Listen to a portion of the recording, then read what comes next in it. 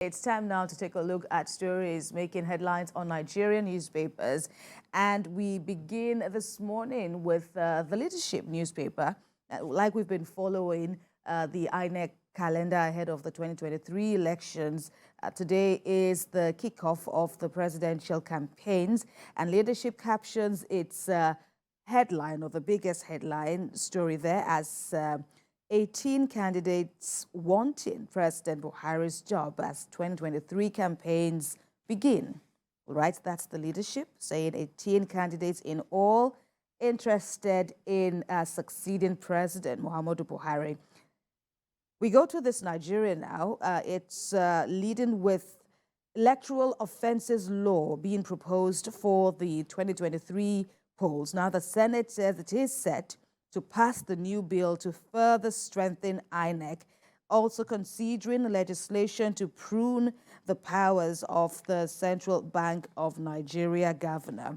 Well, this and more on the front page of this Nigeria. The Punch is captioning its big story as Atiku and governors within the People's Democratic Party land in Abuja as the presidential campaign begins today, while the flag bearer of the APC, that's Bola Ahmed Tinubu, and the flag bearer of the Labour Party, Peter Obi, are said to have delayed their campaigns. In the meantime, police reportedly put its personnel on alert. IG INEC chair to address presidential candidates. That's on the Punch.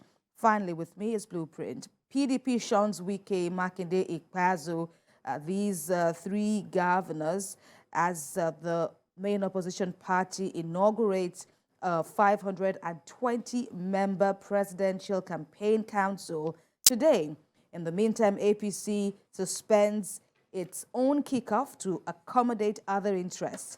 And for the PDP's flag bearer, he's quoted as saying that his priority during this campaign, and if elected, will be to reunify, improve security, and restructure Nigeria.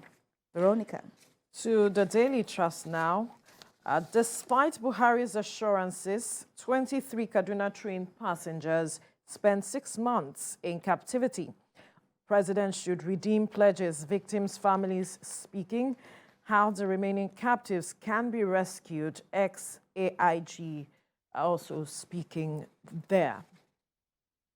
And to the first newspaper now, AK-47 Buhaha, federal government Ondo governor on collision course as Presidency Akeredolu disagree on arming of Amotekun. We are going ahead to buy arms, Ondo governor reacting there. You find the details on the front page of the first newspaper. To the Daily Times now, still talking insecurity. No state has approval for automatic weapons. Presidency calls for restraint of speech during political season. I love the details on the front page of the Daily Times. To the Nature newspaper now. Federal government to distribute 12,000 metric tons of grains to poor Nigerians.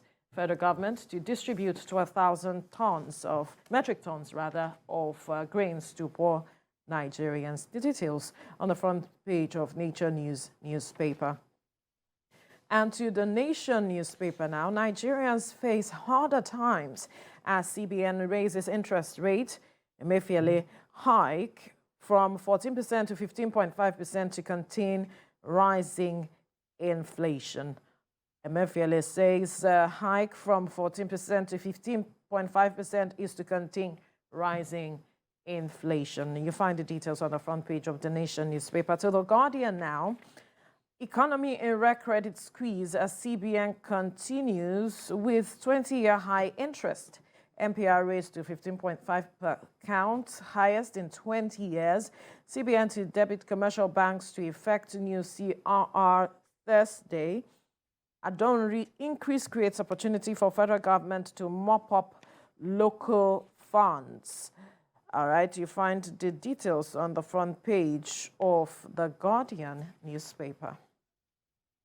Right, so there you have it, the newspapers before us this morning, and of course it's a splash of interesting headlines. First off, the obvious news of heightened activities and political parties ahead of the elections due for next year, and it's a build-up. INEC says it's indeed a build-up. There is a calendar of activities, and now they are in the period now for presidential campaigns to go on or to begin.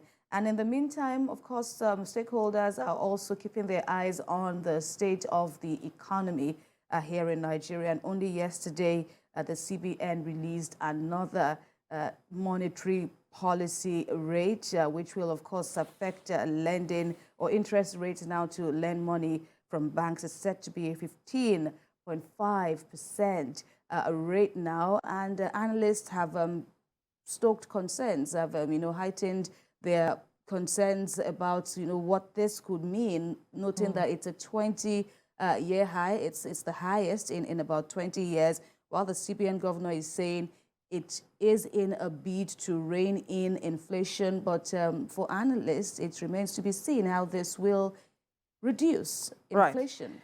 Right. Kemi, it must be said that this is the third time this year that the CBN is raising the interest rate from, I think, 13% to 14%, and now 15.5%. And the CBN is saying it will continue to increase or raise the interest rate as much as possible, so that it will address the matter of inflation. Now, experts are saying that this measure, or this step being taken by the CBN governor, is a panic measure. Now that the CBN perhaps is thinking that by raising the interest rate, investors would be attracted and remain, and others will come in and invest. But because ours is an import, driven country, that's not going to be the case. And now these are the issues that one will believe that the CBN, the governor, and all the stakeholders that came up with this decision will understand. Nigeria is an import-driven country. And so businesses within Nigeria are saying that the CBN has to begin to look at incentivizing companies who are manufacturing, perhaps companies who manufacture, who need raw products, who have to buy raw products for their businesses to thrive and all of that, to now begin to incentivize these businesses such that they wouldn't crumble, because this interest rate is going to affect those businesses. The CBN is not interested in whether you borrowed monies or not to run your business. All they are interested in is to raise the interest rate.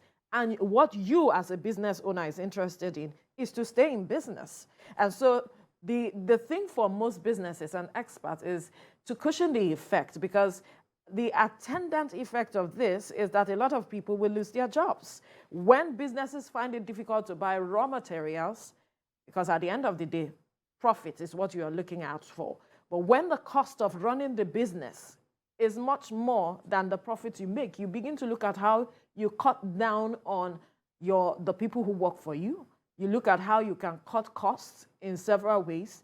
And so these are the issues that are of concern to a lot of experts. And while you cannot stress that enough, of course, the fact that salaries will not be increased, and while salaries will not be increased largely for many Nigerians, many groups of Nigerians, the prices of essential commodities in the market is also going to increase. keep increasing. And these are understandable fears, from what I see, because already we have a case of soaring prices. And in addition to this, farmers bemoaning the situation, there's also the issue of floods, which many have said is man-made. There's a particular newspaper that had a very appalling a picture now of farmers. It's called, that picture story now, Farming in Tears, because the entire fields, from what we saw, was submerged in water. Fact, so these are just this morning, I saw a headline that talked about a community in Delta State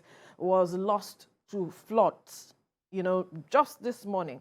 Now, you look at all of these issues, so it is more of a double whammy for a lot of Nigerians. The situation they have found, or we have found ourselves, because we are part of the country, it's not as if we are not feeling the pinch of all of these decisions and policies and all of that. In fact, even the World Bank recently said that the economy of Nigeria is unstable.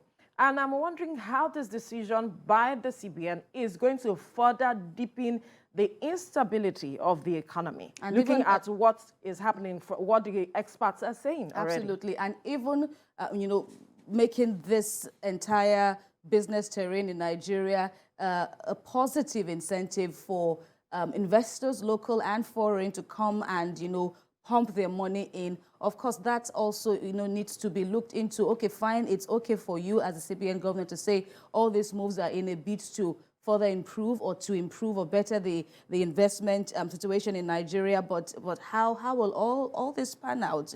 We've spoken about prices, about cost of doing business, which will naturally trickle down. So how do you expect Nigerians to attract others from outside the country who are saying that they are perhaps speaking with their counterparts within the country who are telling them their experience with regards to all of this? And it's perhaps a sad situation for them, and they are saying, no, this is the situation. You may not be able to, thrive if you come into the country. If you see Nigeria as a place where you want to, invest, then these are the issues that you'll be faced with. And so it's kind of a difficult decision and a tough one now for those who are running businesses. How is it going to be now? December is here already. We already know what it is. December periods where we usually have high costs of goods. And then we're already having an increase in the rate of in the interest rates. So it's going to be a kind of a difficult December for a majority of Nigerians at the end of the day. Right, and talking about difficult times, now it will understandably be a difficult time now for those governing the economy, governing the nation. We didn't have time, or we've run out of time now at this segment. Daily Trust also had a very concerning rider about people who are still in captivity. Absolutely. Including the victims of the Abuja-Kaduna bound train, who some of them are still in the hands of the captors since February the 28th this year.